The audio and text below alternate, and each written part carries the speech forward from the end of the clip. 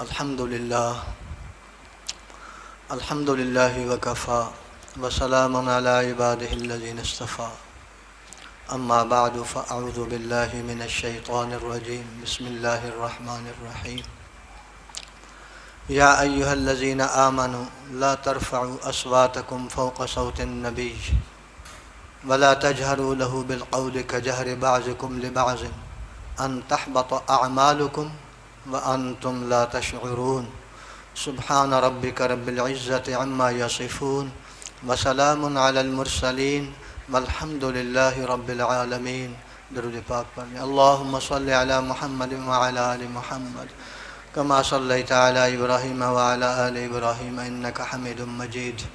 اللہم بارک علی محمد وعلی آل محمد کما بارکت علی ابراہیم وعلی آل ابراہیم انک حمید مجید۔ میرے انتہائی واجب الاحترام بھائیو، بزرگوں، دوستو، آج کل یہ اس 1.5 مہینے میں جتنی مرتبہ میری ملاقات ہوئی ہے بھائی عبدالغفور صاحب سے، یہ ہمارے پاس بھی گئے ہوئے تھے 2-4 دن پہلے۔ ایک بات وہ اکثر کہ وقت کا عمل، وقت کی سنت کسی کو بتا دینا، یہ ایسے ہی ہے جیسے بھوکے کو کھانا کھلا دینا، پیاسے کو پانی پلا دینا، گرے ہوئے کو اٹھا دینا۔ یہ ان کا ملفوظ سمجھ لیں، بار بار، یعنی یہ میرے ذہن میں نا وہ گونج رہا تھا، تو آج تقریباً 9 اور 10 کے درمیان میرے ذہن میں اس سے ملتی جلتی کہ وقت کا حکم بتا دینا، واقعی یہ باتیں ہیں، لیکن اگر کوئی کسی وقت ایک گناہ عام ہو رہا ہے، اس وقت اس گناہ سے نکالنا، آگاہ کرنا، نکالنے والی ذات تو اللہ ہی ہے۔ تو یہ ایسے ہے جیسے نا جہنم کے تنور سے نکال لینا، یعنی جیسے کسی کو آگ سے نکال لینا یا کسی ڈوبتے ہوئے کو بچا لینا، گناہ والی زندگی سے نکالنا۔ اب گناہ بڑی قسم کے ہوتے ہیں، شرک گناہ ہے، کفر گناہ ہے، لیکن عمومی طور پر ان کا پتہ چل جاتا ہے، لوگ بھی بتاتے ہیں یار تو کفر یا کام کیا ہے یا شرک کر رہا ہے۔ بعض ایسی نحوست والے ہوتے ہیں گناہ جن کو بندہ نا سمجھتے ہی نہیں کہ یہ میں کو گناہ کر رہا ہوں، لیکن گناہ اتنا خوفناک ہوتا ہے، اتنا ظالم ہوتا ہے کہ اس کی وجہ سے ساری زندگی کی نیکیاں برباد ہو جاتی۔ اب یہ آیت جو میں نے پڑھی ہے، اب بات صرف اتنی ہے کہ اللہ کے حبیب صلی اللہ علیہ وسلم کے سامنے آواز تھوڑی بلند ہوئی۔ اچھا، مسئلہ یہ نہیں کہ آواز بلند ہوئی ہے یہ گناہ ہے، بات یہ ہے کہ کس ہستی کے سامنے بلند ہوئی۔ اللہ کے حبیب صلی اللہ علیہ وسلم کا ایک ادب سکھایا گیا، اور معارف القرآن میں مفتی شیخ صاحب رحمۃ اللہ علیہ نے لکھا ہے کہ یہی ادب علماء اور مشائخ کا بھی ہے اور ان مبارک مجالس کا بھی ہے، کہ یہاں اگر کوئی بدتمیزی یا تھوڑی اونچی آواز، تو یہ اس کا نقصان کیا ہو سکتا ہے؟ ان تحبط اعمالکم وانتم لا تشعرون۔ بے ادبی یہ آج کل مرض عام ہوتا جا رہا ہے، جو بھی اٹھ کے علماء کرام کے خلاف، مشائخ کے عظام کے خلاف جو بات منہ سے آتی نکالنا محسوس بھی نہیں کرتے، اور وہ محسوس نہیں کرتے تو قرآن پاک کے الفاظ ہیں تمہارے اعمال بھی چلے جائیں گے، تمہیں بھی محسوس نہیں ہوگا، سارے ضائع ہو جائیں گے، محسوس بھی نہیں ہوگا کہ یہ ہوا کیا ہے میرے ساتھ اور یہ نقصان کتنا ہے۔ ایک بھائی تھے ہمارے، اس میں اپنے بڑوں کے خلاف جو بات ہے نا کہ وہ کام ٹھیک نہیں کر رہے، تنقید انتہائی نقصان دہ ہے۔ میں آپ کو اپنا ذاتی مشاہدہ بتاتا ہوں، یہ سن 90-95 یا اس کے ارد گرد کی بات ہے۔ میں جماعت میں تھا اور ہمارے امیر ذمہ دار وقت لگایا اور بڑے لوگوں کو جماعت میں لگایا، لیکن ایک بات ان کی زبان سے بار بار کہ یہ فلاں جو ہے نا یہ کام نہیں کر، یہ فلاں جو ہے نا ان کا یہ ٹھیک نہیں، یہ ایک بس۔ اچھا، مجھے اس وقت بھی کہ یہ بندہ نہیں رہے گا دین میں. میں صرف نام نہیں بتا، ہمارے علاقے کی بات ہے، اللہ نے اتنا دور کر دیا نا، نماز سے بھی دور، داڑھی بھی گئی، ہر چیز گئی. میں ایک بڑی اہم نازک بات آپ سے آج سمجھانا چاہ رہا ہوں. اللہ رب العزت بندے کو دھکا دے دیتے ہیں. یہ جو علماء کے خلاف اور مشائخ کے خلاف، بلکہ اپنے سے بڑا، کوئی بھی اپنے سے بڑا ہے اس کے خلاف زبان کھولنا، ایک تو عمر میں بڑا ہو گیا اس کے خلاف زبان کھولنا، ایک علم اور مقام اور مرتبے میں بڑے ہوئے ان کے خلاف زبان کھولنا، اور یہ آگے چلتے چلتے چلتے صحابہ کرام تک، وہ تو بہت ہی اعلیٰ ہستی ہے. اب جتنی بڑی ہستی کے خلاف کوئی اندر بغض اور اس بغض کا اظہار تھوڑی سی صورت میں ہوگا تو اس کا انجام ان تحبط اعمالکم، وہ پتہ بھی نہیں چلے گا وانتم لا تشعرون. ایک واقعہ سنا کے بعد ختم کرتے. واقعہ شاہ عبدالعزیز محدث دہلوی رحمۃ اللہ علیہ نے اپنی کتاب تحفہ اثنا عشرہ میں لکھا ہے. امام زین العابدین رحمۃ اللہ علیہ، کوئی بھی نہیں کسی نے کہا رحمۃ اللہ علیہ، اتنی بڑی شخصیت رحمۃ اللہ علیہ، بقول مولانا زید الراشدی صاحب کے دامت برکات اللہ علیہ، کہ امام زین العابدین اگر یہ کہنا ہمارے بھی امام ہے، یہ ٹھیک نہیں ہے. ہمارے ہی امام ہیں،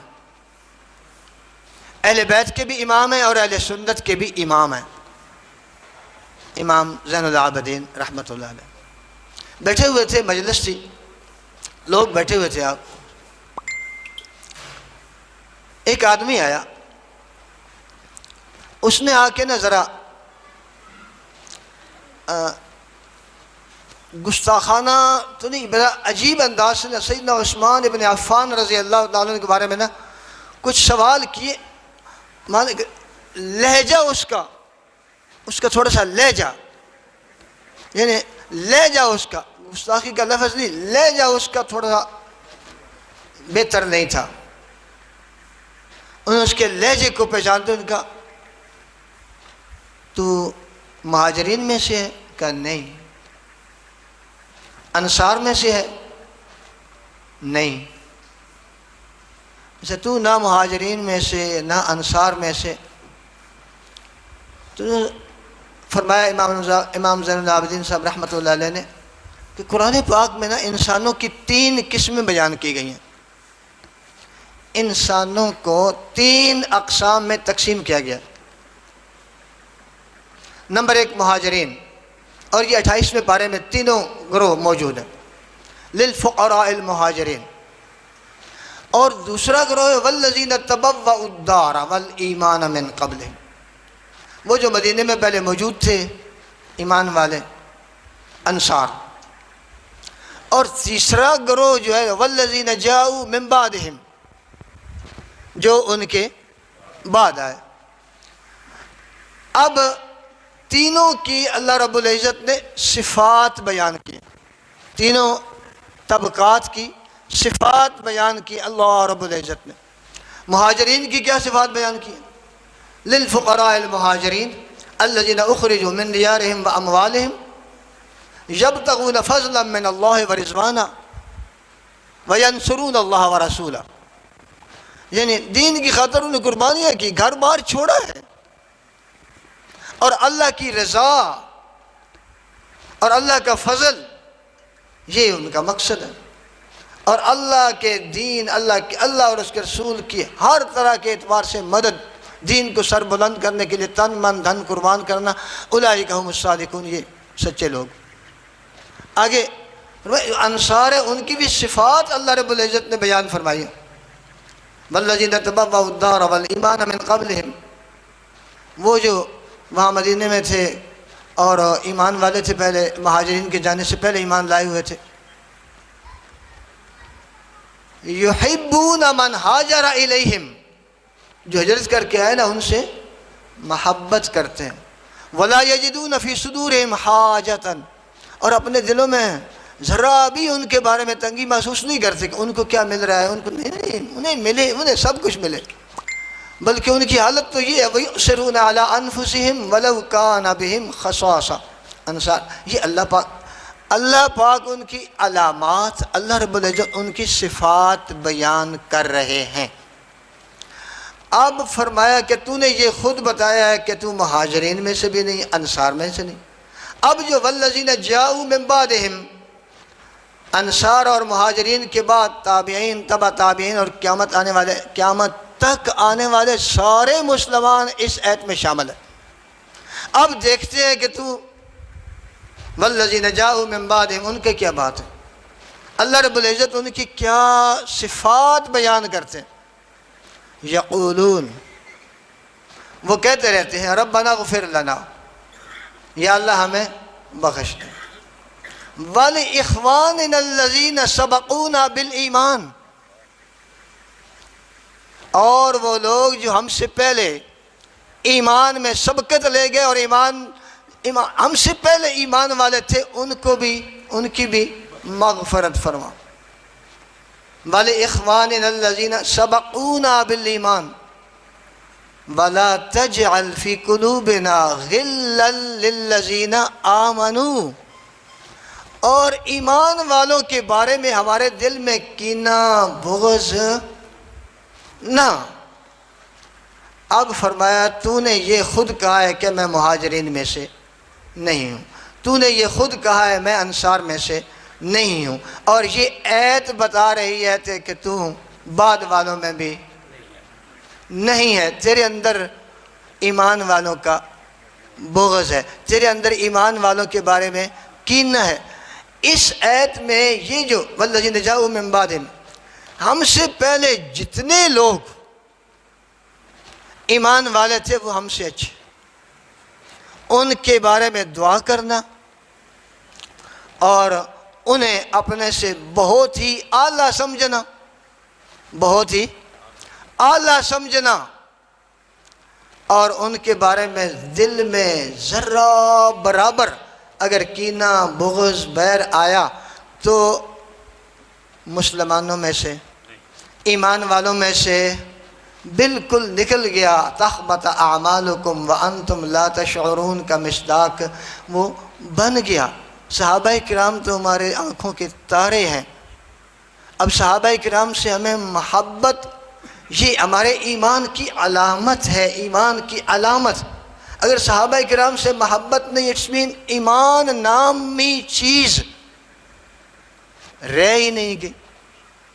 اب محبت کی علامت، صحابہ سے مجھے محبت ہے جی، میں بھی کہہ رہا ہوں علامت بھی تو کوئی ہوتی ہے نا، کہ علامت اس بات کی کوئی ہے، من احب شیئا اکثر ذکر، جس سے محبت ہوگی اس کا ذکر، اس کا تذکرہ اکثر ہوگا۔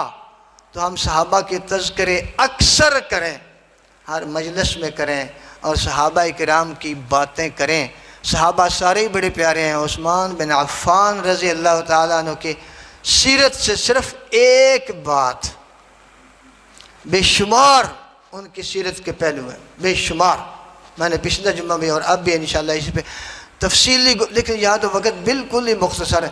بالکل حیا، الحیاء من الایمان، حیا بھی ایمان۔ فرمایا کہ جہاں حیا چلا جاتا ہے نا، وہاں سے ایمان بھی چلا جاتا ہے، یہ دونوں اکٹھے ہی رہتے ہیں۔ اور حضرت عثمان کے اندر کتنا حیا تھا، حدیث شریف میں آتا ہے جبریل آئے ہوئے تھے، آپ صلی اللہ علیہ وسلم بیٹھے ہوئے تھے، عثمان آئے، فرمایا کہ یہ وہ ہیں جن سے جبریل بھی حیا کرتے ہیں، یعنی سارے آسمان والے بھی جن سے حیا کرتے ہیں۔ اگر اب کو زمین والا ان سے حیا نہیں کرتا، اب میں کیا کہہ سکتا ہوں۔ میں یہ عرض کر رہا ہوں، آج کل دور میں یہ ایک بڑی بیماری ہو گئی، بے ادبی والی، گستاخی والی۔ میں کیا عرض کروں میرے بھائیوں، یہ ان بزرگوں کی گستاخی کرے گا نا تو حدیث ہمارا دامن پکڑے گی، من عاد علی ولیا فقد آذنتہ بالحرب، اللہ رب العزت میرا اس کے ساتھ اعلان جنگ ہے۔ اور اگر وہ بات اگر صحابہ تک چلی گئی تو اللہ پاک ہماری حفاظت فرمائے۔ ان فتنوں سے آگاہ رہ کر اگر کوئی اپنا ایمان ضائع کر، کوئی یہ نیٹ اور پتہ نہیں کیا کہ اس میں تو تاریخ سے متاثر ہو کر غلط باتوں سے متاثر اور کسی زبان اگر کوئی جلتا ہے اس کی، تو اس کو آگ سے نکالنے کے لیے، اس ڈوبتے ہوئے کو بچانے کے لیے کچھ نہ کچھ بات سمجھانی چاہیے۔ اللہ پاک ہم سب کو عمل کی توفیق نصیب۔